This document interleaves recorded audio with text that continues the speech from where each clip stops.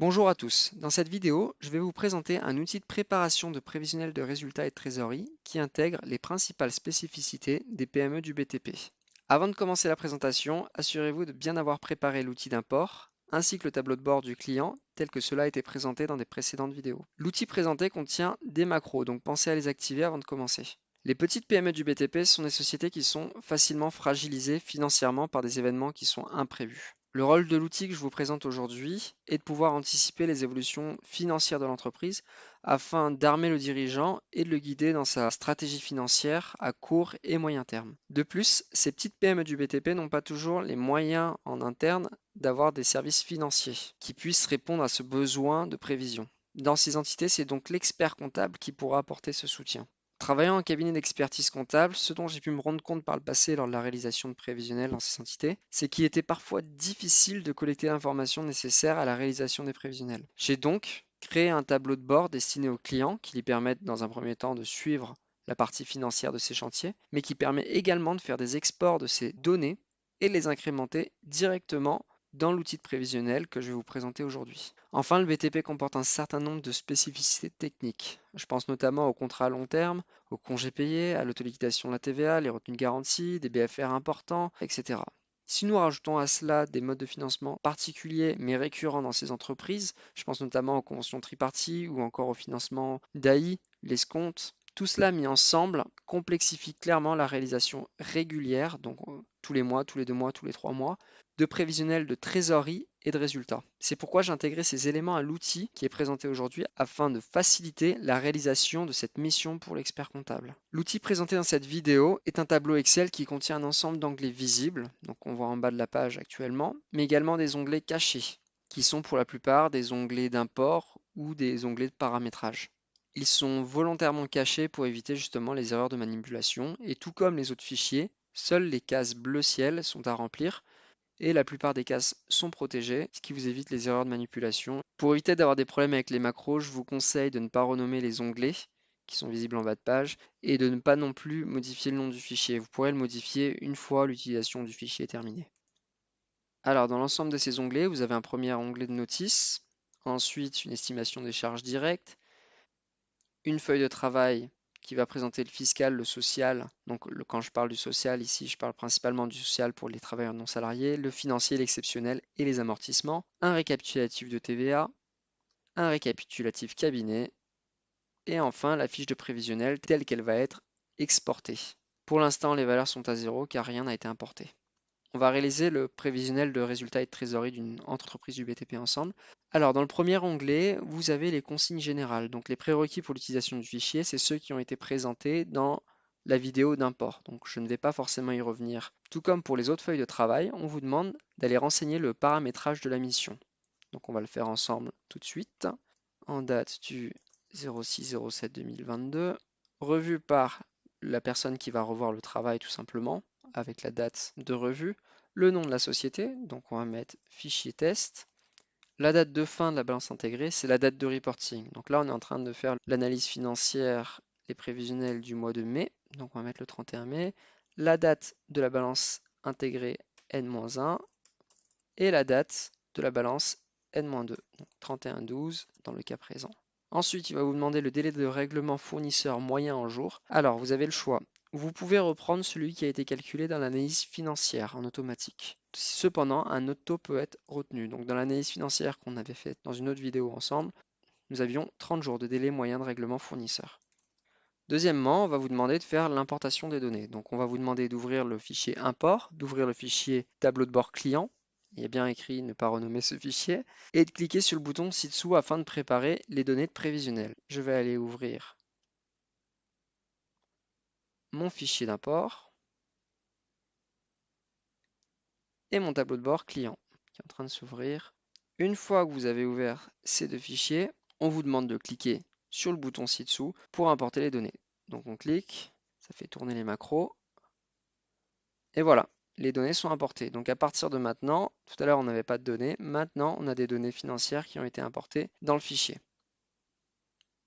Ensuite, il va vous présenter l'ensemble des onglets, donc avec une petite introduction à chaque onglet. Dans le cas présent, on va aller directement dans chaque onglet, ce sera beaucoup plus simple. Et enfin, une fois que vous aurez fait l'onglet prévisionnel, donc l'onglet de fin, vous pourrez exporter les données prévisionnelles en cliquant ici. Comme dans les autres fichiers, si vous avez la moindre question, n'hésitez pas à m'envoyer un mail, l'adresse figure dans le document et je prendrai le temps de vous répondre.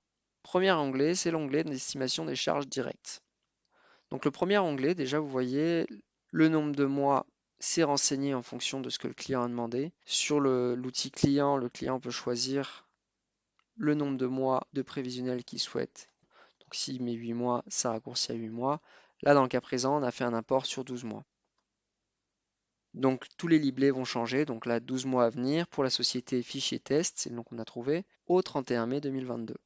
Il est précisé qu'en fonction du délai de paiement fournisseur, il y aura plus ou moins de cases à renseigner ici. Là, pour l'instant, comme j'ai mis 30 jours de délai de paiement fournisseur, j'ai uniquement la case du mois de juin à renseigner.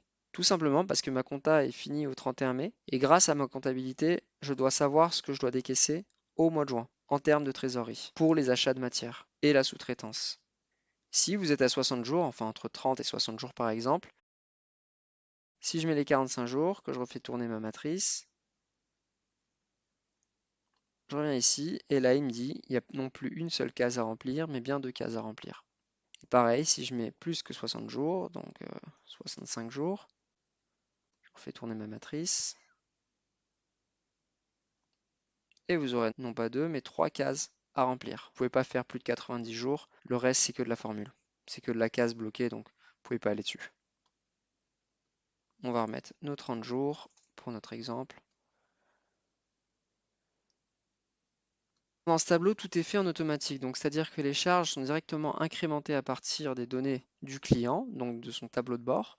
Les seuls éléments qu'il faut renseigner sont les éléments de trésorerie pour le premier mois, parce qu'on a mis à 30 jours. Donc, dans le cas présent, au niveau de la trésorerie des paiements fournisseurs, pour les achats de matières, la sous-traitance, les locations qui sont nécessaires au chantier et les comptes prorata et CE qui ne sont pas repris dans les situations de travaux, je vais devoir remplir à la main. C'est-à-dire que je vais aller voir ma comptabilité et je vais aller estimer le montant de mes décaissements sur le mois prochain, étant donné que ma comptabilité au 31 mai est à jour. Et là, j'ai terminé pour la partie des charges directes liées au chantier. Donc vous avez les charges ici qui sont renseignées directement à partir de votre import du tableau de bord. Et on a juste eu à renseigner ces deux cases-là. C'est tout. La TVA déclarée se calcule en automatique à la case suivante. Ensuite, on va passer sur l'onglet d'estimation des autres charges. Je vous laisserai lire la notice et les éléments qui sont mentionnés dans l'entête. Le but de cet onglet, c'est d'aller prendre la balance en écartant les comptes des charges directes.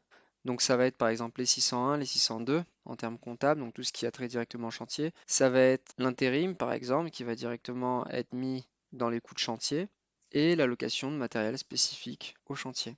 Ce fichier, en fait, c'est un export de votre balance, de la balance que vous avez intégrée. Vous avez le 31/12/2020, le 31/12/2021. Bon, bien entendu, si votre date de clôture est différente, tous les onglets se modifient. Et il va reprendre votre balance, mais il va proratiser les charges sur un mois. Donc, par exemple, là, j'ai 2658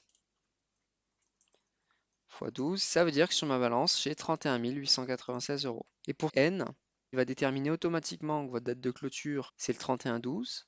Étant donné que vous êtes au mois de mai, il va compter 5 mois. Ainsi, il va prendre ce que vous avez dans votre balance divisé par 5. Enfin, pour le montant retenu pour les mois à venir, si vous ne changez rien, il va prendre la moyenne des X premiers mois de l'année, donc là des 5 premiers mois de l'année en l'occurrence, avec la moyenne N-1. Donc il va faire une moyenne avec N-1 et N. Le but, c'est d'aller redescendre ces charges et de se questionner sur les montants à mettre. Par exemple, le carburant, je prends le premier, on est à 2149 euros. Je sais que dans l'entreprise, ils ont pris des nouveaux véhicules, qu'il y a une augmentation des coûts du carburant actuellement avec les conflits entre la Russie et l'Ukraine. Et je vais considérer qu'on n'est pas à 2149 euros, mais qu'on est à 2500 euros par mois. À partir du moment où je mets 2500 ici, il va aller privilégier la valeur renseignée là plutôt que celle qu'il avait calculée. Attention, si vous mettez 0 ici, il va retenir 0 plutôt que 2149. Donc si la valeur qui est dans cette colonne-là vous convient, vous ne mettez rien. Ensuite, dans la colonne taux de TVA du compte, il va vous demander le taux moyen de TVA du compte. Je vais remplir cette partie de mon côté, je vous laisse la remplir de votre côté. Je vais accélérer la vidéo et on se retrouve une fois que tout ça est rempli.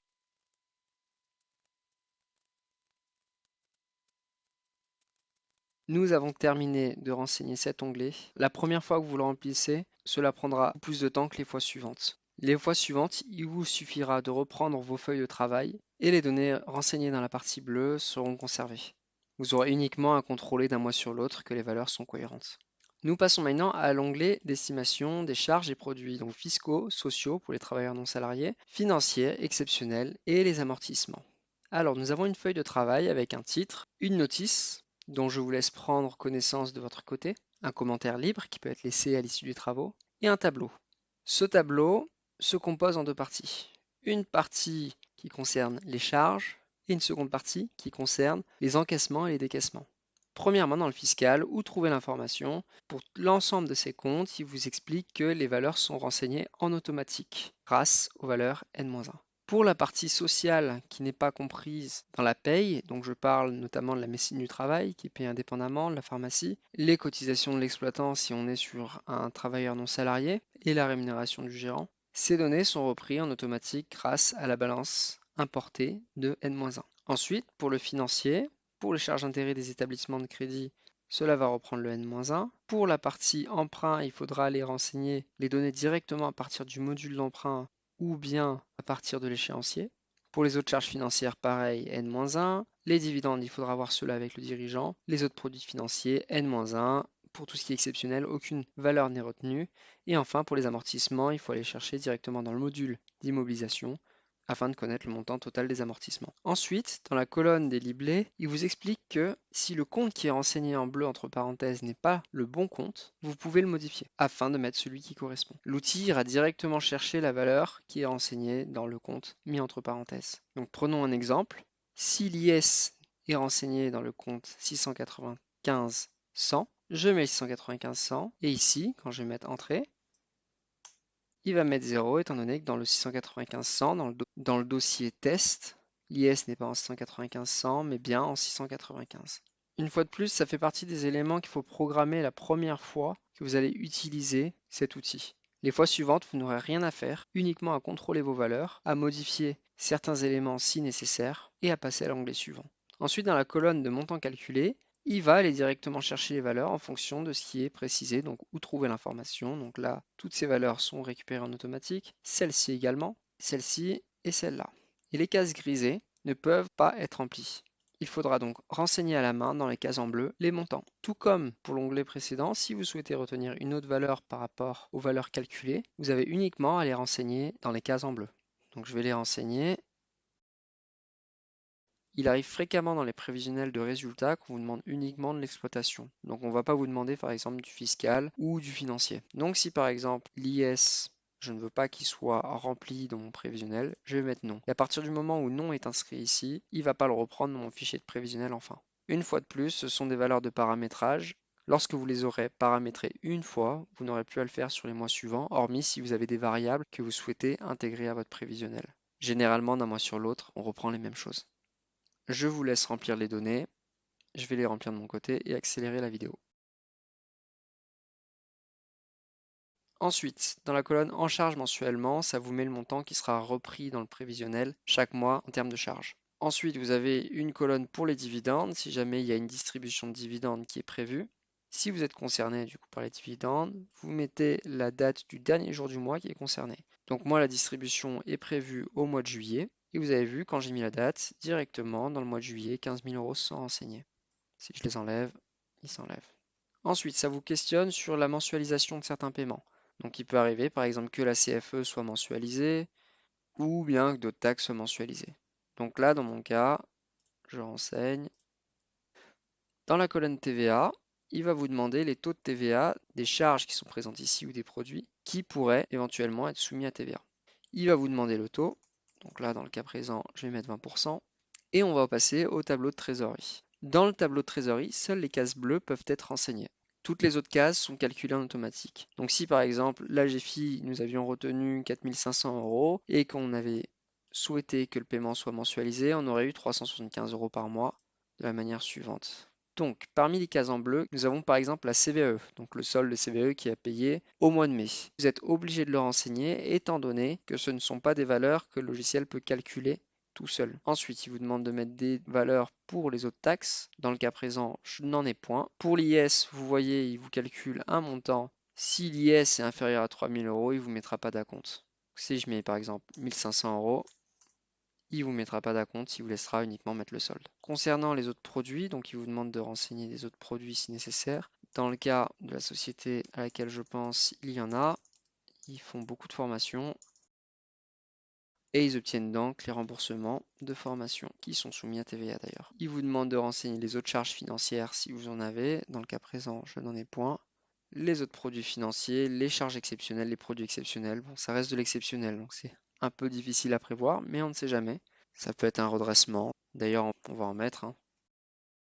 Nous avons terminé de renseigner l'onglet qui concerne le fiscal, le social pour la partie TNS, la médecine du travail et les autres produits, le financier, l'exceptionnel et les amortissements. Et en bas de la page, il vous met un petit récapitulatif de TVA pour les valeurs qui sont ci-dessus.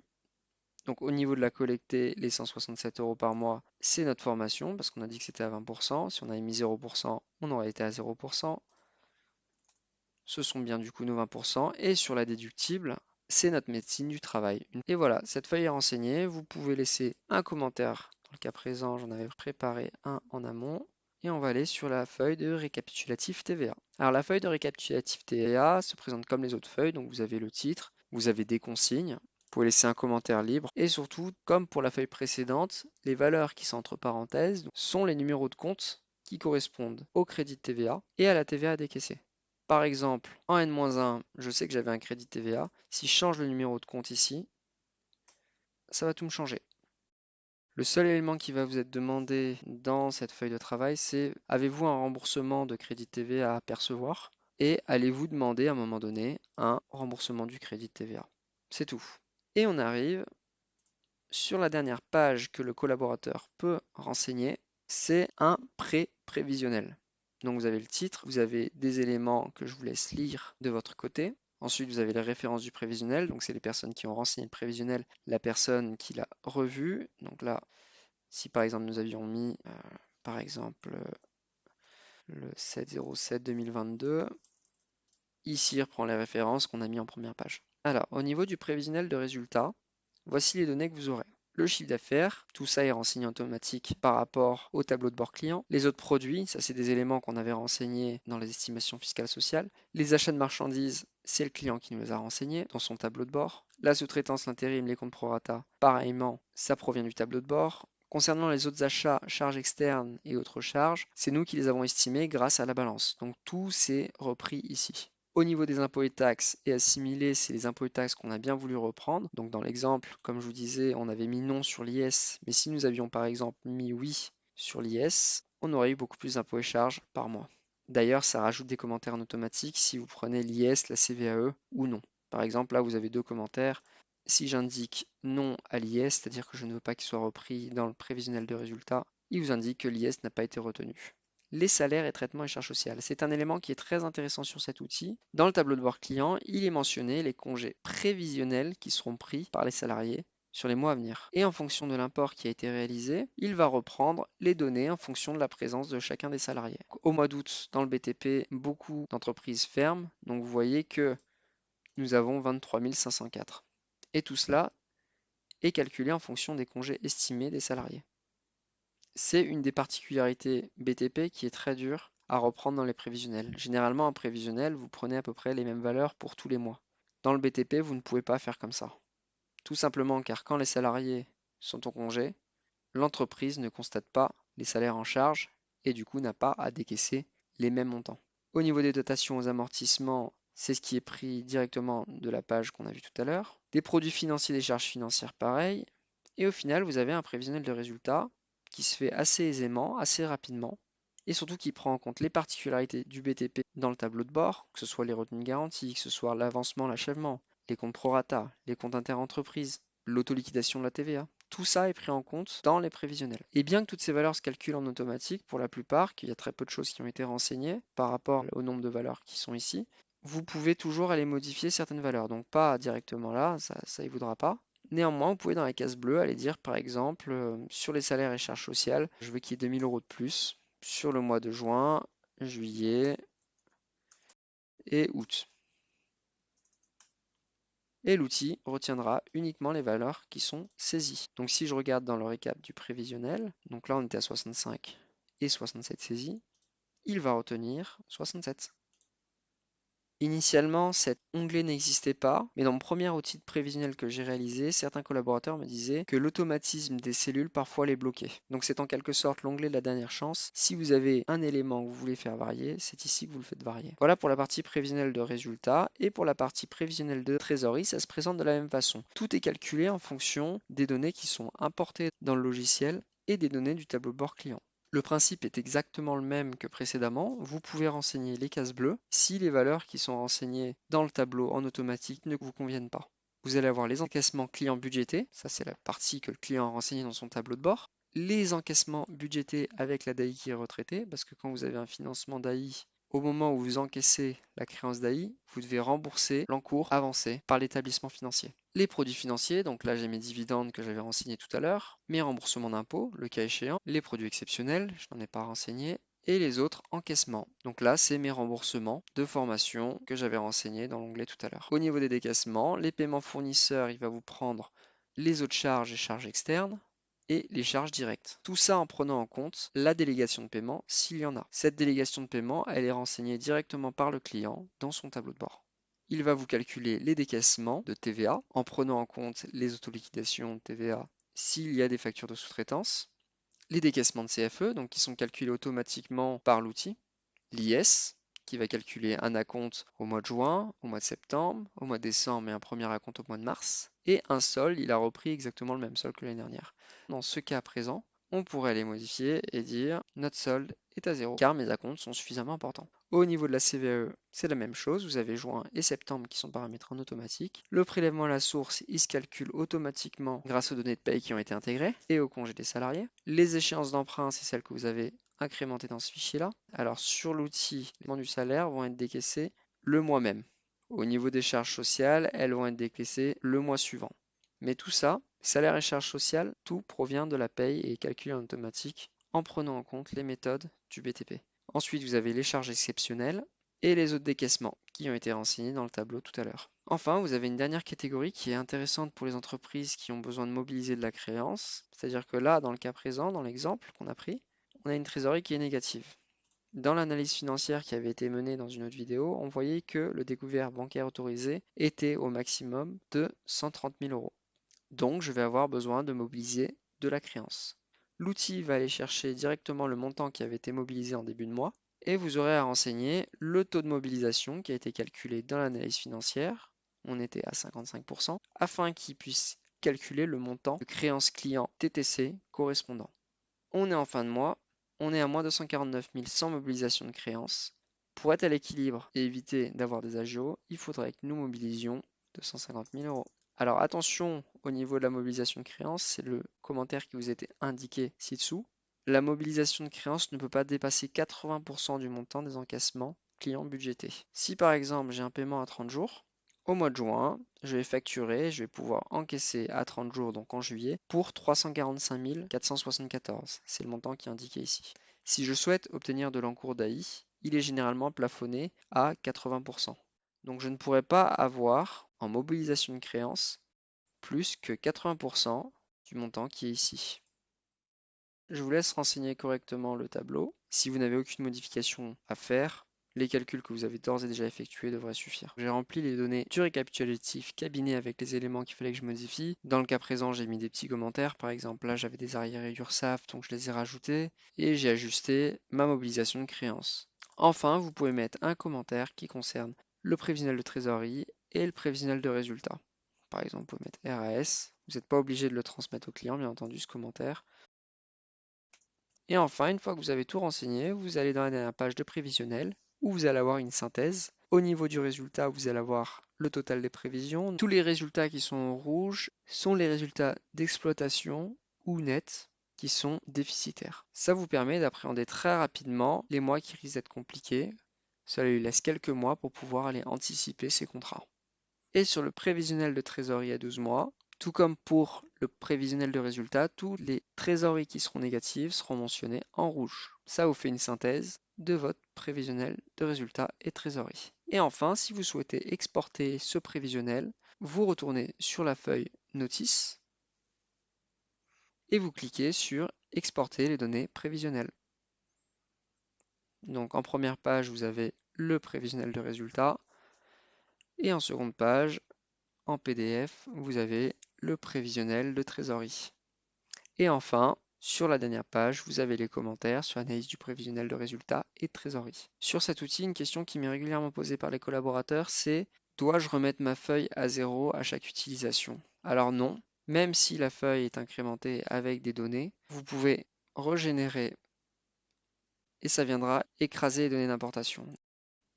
Et par contre, tous les éléments qui auront été renseignés dans des cases en bleu, donc vos prévisions, vos commentaires, vont rester. J'ai beau avoir refait tourner la macro, toutes les autres données sont conservées. Hormis, bien entendu, celle-ci.